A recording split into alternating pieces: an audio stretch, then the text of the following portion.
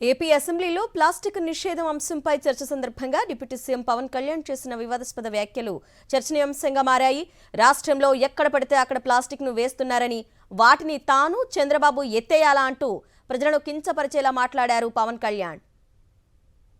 పర్యావరణాన్ని పరిరక్షించాలంటే అంత నిధులు కూడా లేవు మనకి. ప్రజలు తినేసి అక్కడ వేసేస్తున్న ప్లాస్టిక్. దీనికి చంద్రబాబు గారిని మేము వెళ్ళి కూర్చోబెట్టి రోజు తీలో అధ్యక్షుడు. దెర్ ఆర్ ఎనఫ్ ఎంప్లాయ్మెంట్ దాని అంతట్లో.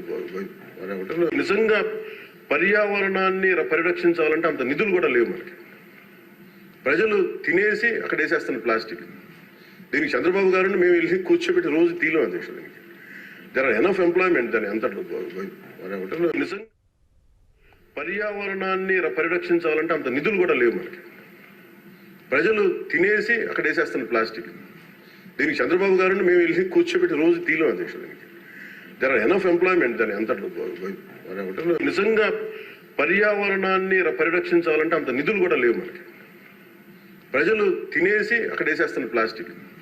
దీనికి చంద్రబాబు గారిని మేము వెళ్ళి కూర్చోబెట్టి రోజు తీలో అధ్యక్షుడు. దెర్ ఆర్ ఎనఫ్ ఎంప్లాయ్మెంట్ దాని అంతట్లో. నిజంగా